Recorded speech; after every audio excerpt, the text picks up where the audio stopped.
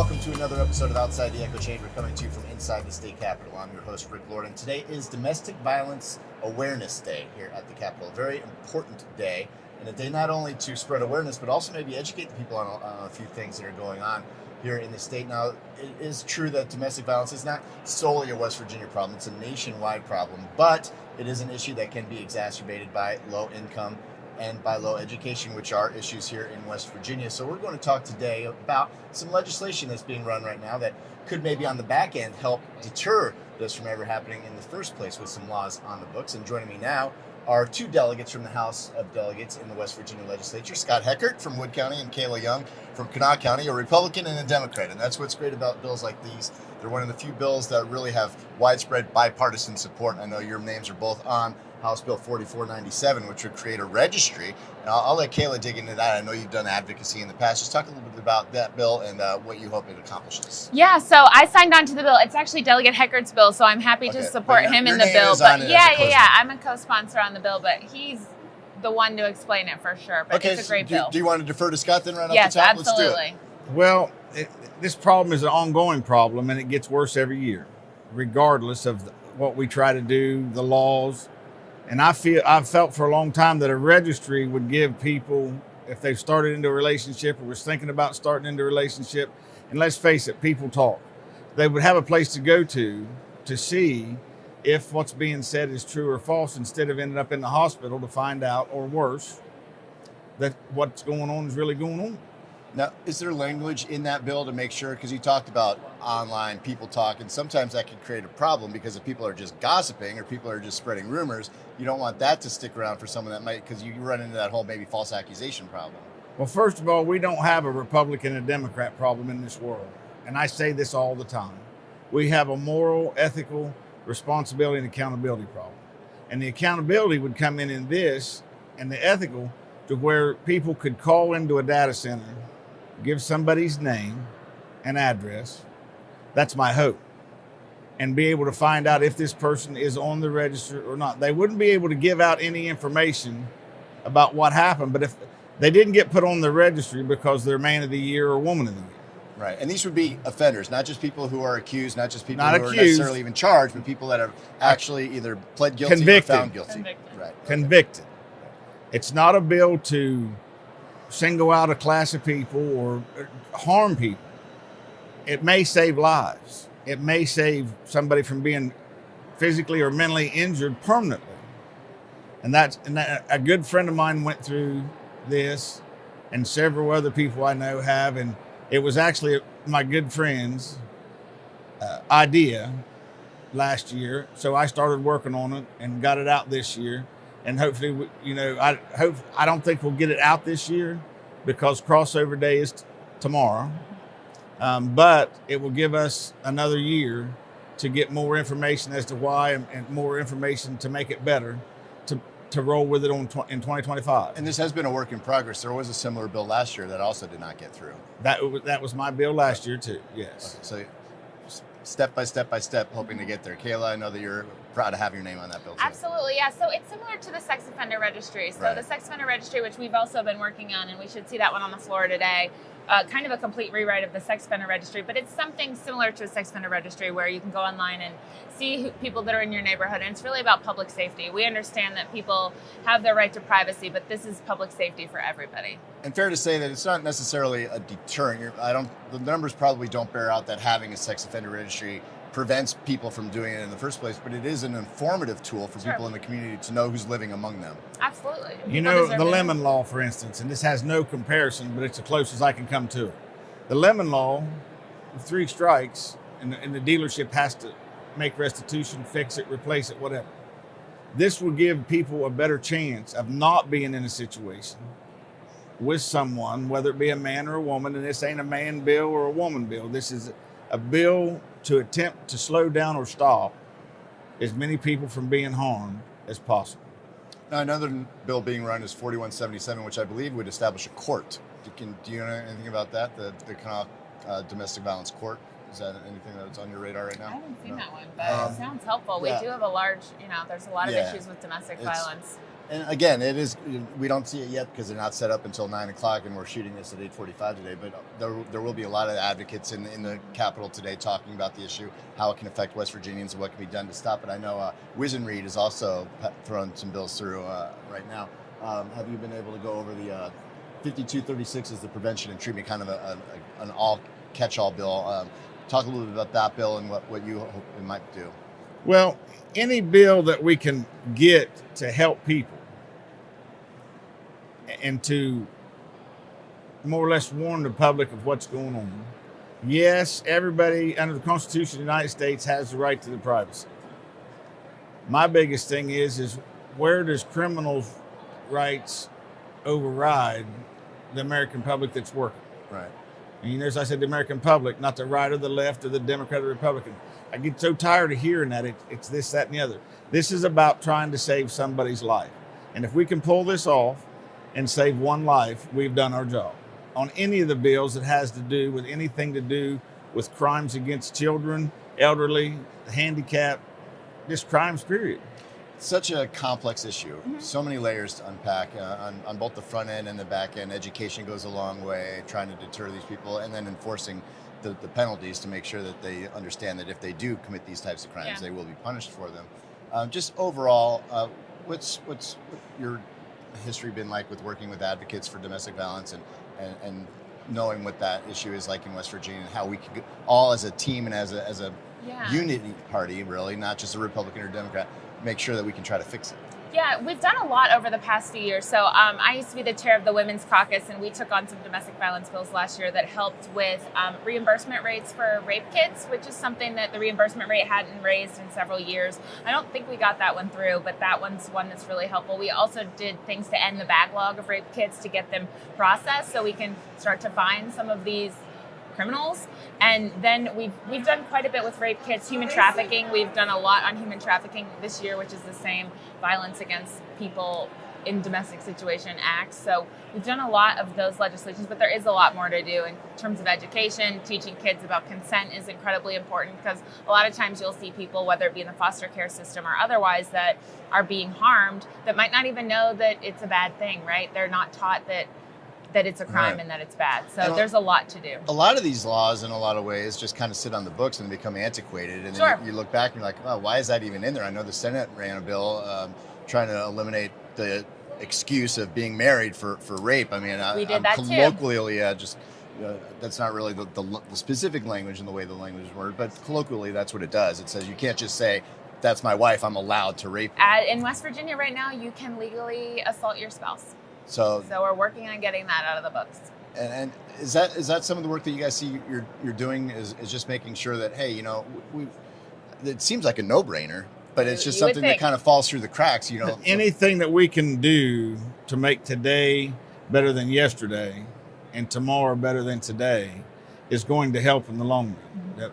The general public, all they see about down here is what's on the news, what's in the paper. And I welcome anybody that thinks that this job is easy. It's not hard, but if it thinks that it's easy, come down here and spend a month or a day and follow one of us around. And there's a multitude of people down here that would be glad to do it. From when we walk in the building till we walk out of the building. Sometimes we get lucky and it's 4 or 5 o'clock in the afternoon, and sometimes it's 2 or 3 o'clock in the morning, and we're right back in here the next day. And that's not bragging or complaining. But like I said, anything we can do to make today better than yesterday and tomorrow better than today is a step in the right direction, in my opinion. And it's tough to legislate certain behaviors.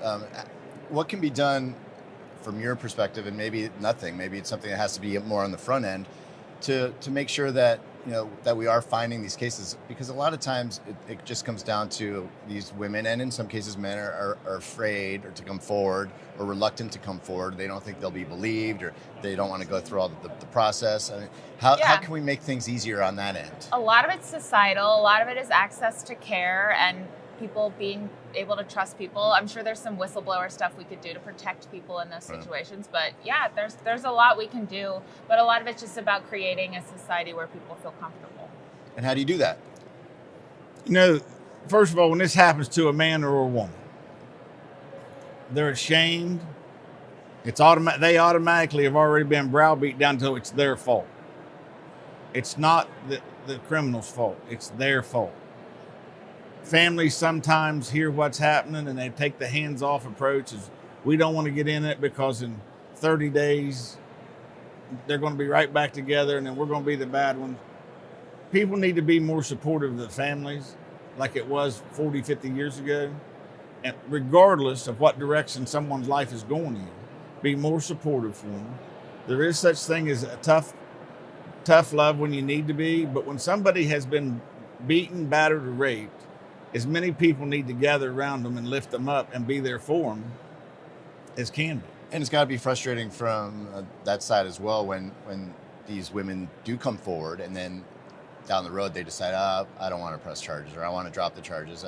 There is a mechanism in place where they can still take that case over regardless of what they say or not.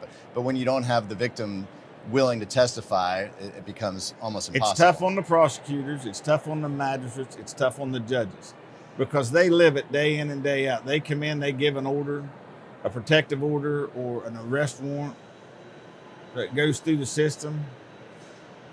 In 2 weeks, a week, a month, the victim and the criminal are right back together.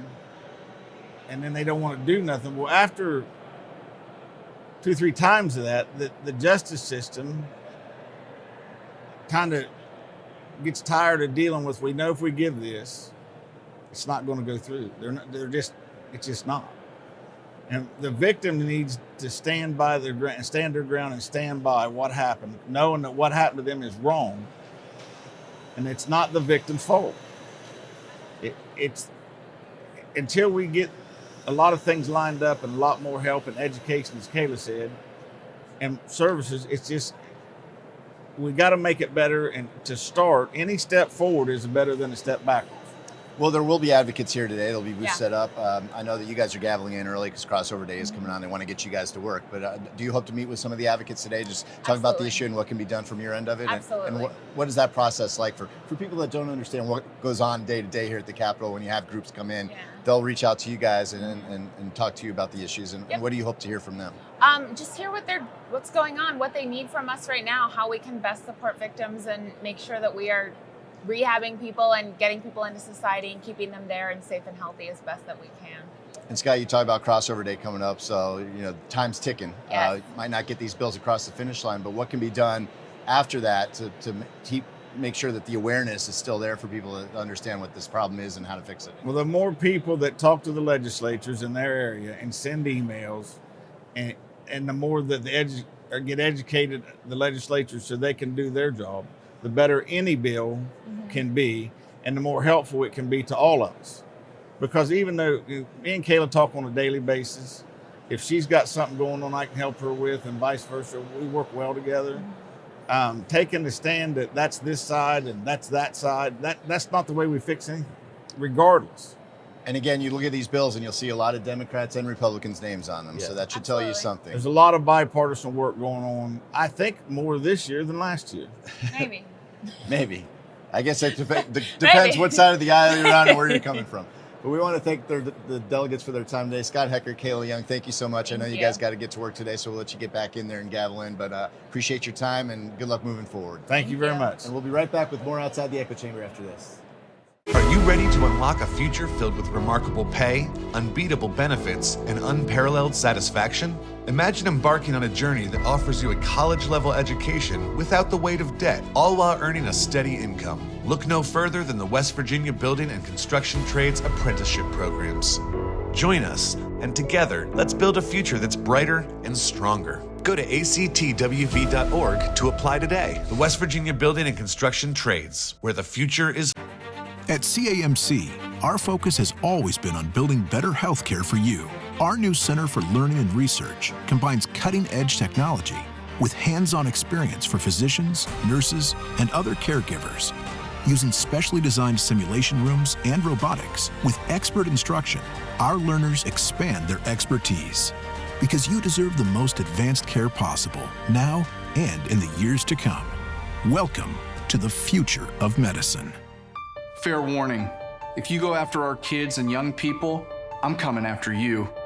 As governor, I'll see to it that fentanyl dealers get a mandatory life sentence, and I'll put human traffickers behind bars for life. To help our communities hire and retain the best first responders, I'll increase pay and benefits, and we'll provide better training for our police and our firefighters and our EMS, the ones who put their lives on the line to protect ours.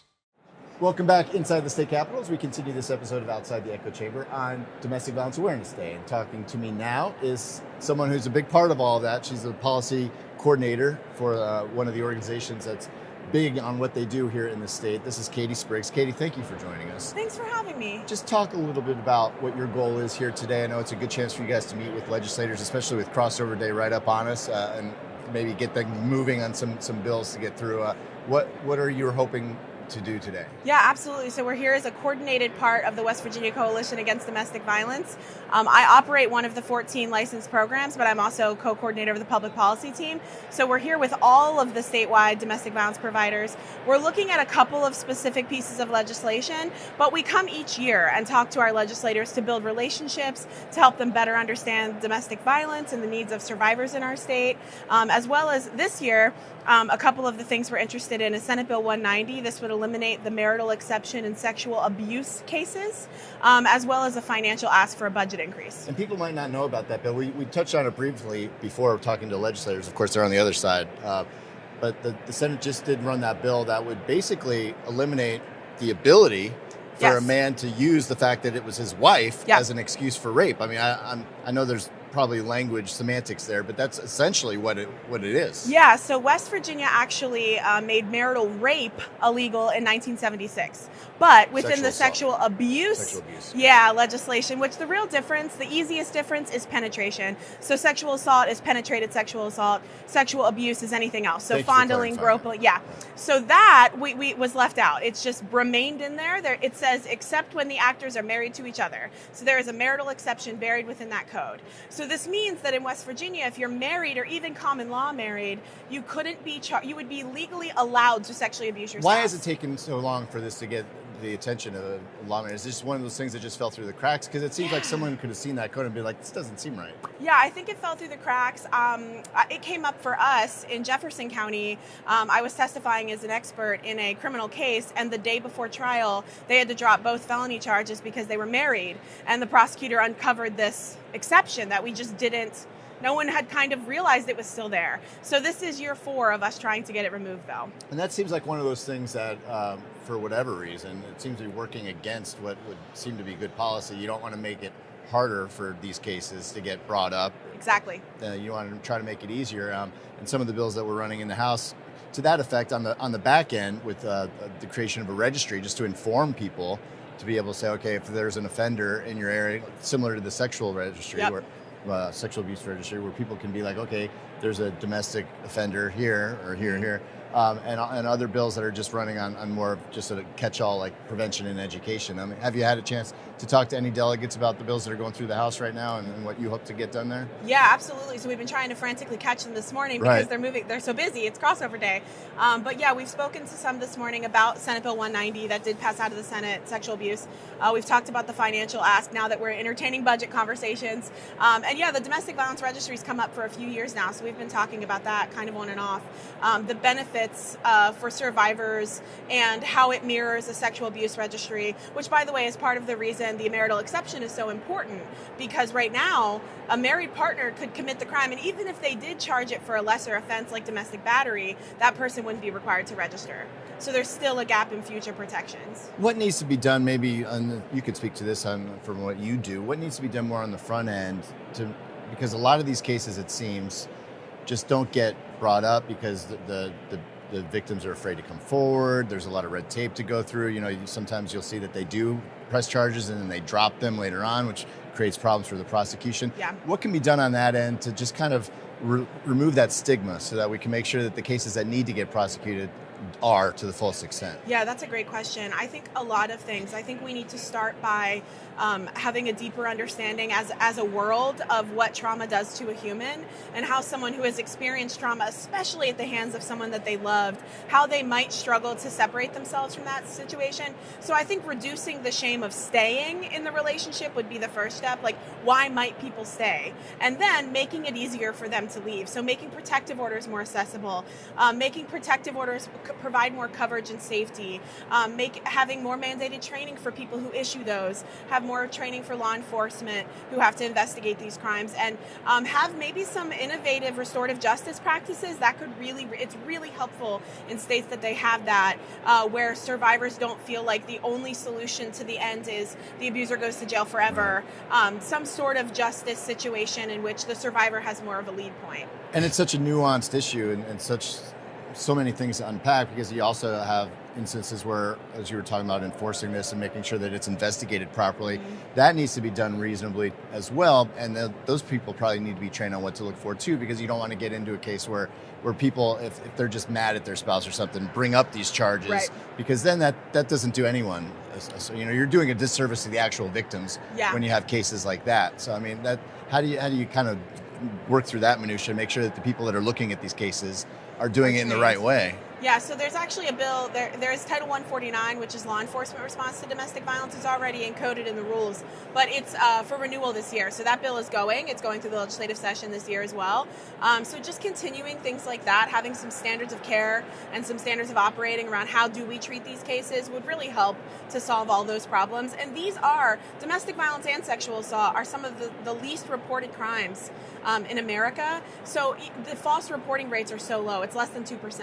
It's less than most other violent crime false reporting, but less than robbery, so it really is less of a problem that people false report, and more of a problem that the people who have experienced it can't access the ability to get safety or to report. They don't feel safe reporting. And maybe I'm not correct here, but just from a layman's point of view, what seems to be like not talked about enough, you hear a lot about what can we do to prevent it, you hear a lot about enforcement and making sure that the penalties are strict enough. What you don't really hear a lot about is the treatment for these people after they've gone through that. How do we get them back to a good place? Yeah, I think it's complicated. So it could include finding safe housing. Like, how do you relocate? How do you start over? We know housing is not affordable, right, for the average human. How do you then start over? Accessing jobs, employment, childcare, because if they are becoming the sole provider, but they're also the only parent. If abusive parent is gone, how does this person function as a single parent and the single provider of the household? So just opening some doors for access to financial stability, but then also trauma therapy and working through what happened to them and learning how to adapt to live in a world after something like that happened to you. How do you navigate just being a human after that? So I think it's twofold. It's case management needs, like moving on physically, but then also how do we move on mentally? Big challenge. And a big day for legislators here. Well, as you said, with Crossover Day, they're busy. They are very busy. It means you'll be busy too. What is a productive day for you? What does that look like today? What do you hope to accomplish on this specific day? On this specific day, we would love to be able to interface with all of our representatives. We know that might not happen. They're extremely busy people. But if nothing else, we would like to hand them some materials to read, to review. At this point, we've been doing this for so many years. They kind of know us. So even just a quick hi in the hallway, and here's the bill that's coming your way, and we hope you support it. So interfacing with them, I think, and then having everyone just understand that we're here because we're so passionate about this problem. That accounts for 30% of all violent crime, and it is a big deal, and we provide life-saving services. So just having them, I think, value the services that are provided in the state and then support it any way they can. Katie Spriggs, thank you for your time today. We'll let you get to work, and we'll be back with more Outside the Echo Chamber right after this. At Dutch Miller Automotive, we've grown quite a bit over the last 60 years, but our core principles remain the same. We believe in treating our customers and our team members like friends and family. And we see it as our obligation to give back to all the communities we are so fortunate to do business in. In just West Virginia alone, we've grown from one location on the west end of Huntington to 10 rooftops employing more than 500 Mountaineers. Check out the inventory from all of our stores at DutchMillerAuto.com. Dutch Miller Automotive Group, West Virginia proud.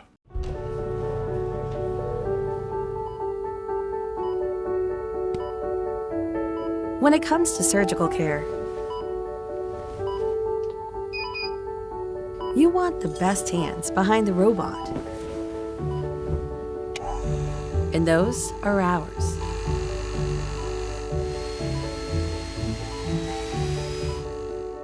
Choose Mon Health. Feel the difference. J.B. McCuskey is a lifelong West Virginian who has proudly served the state of West Virginia for years. He's running for Attorney General to keep fighting for our West Virginian values. Vote J.B. McCuskey for Attorney General on May 14th. Welcome back inside the state capitol. That's going to do it for another episode of Outside the Echo Chamber on Domestic Violence Awareness Day here at the Capitol. We'd like to thank our guests, Katie Spriggs from the West Virginia Coalition Against Domestic Violence, and delegates Scott Heckert and Kayla Young, who are running some bills through the House with Crossover Day fast approaching. And of course, we want to thank you for joining us for this episode, and be sure to join us again on Thursday when we will bring you another Outside the Echo Chamber as we continue to discuss issues important to you and your family. Until then, I'm Rick Lord. Take care.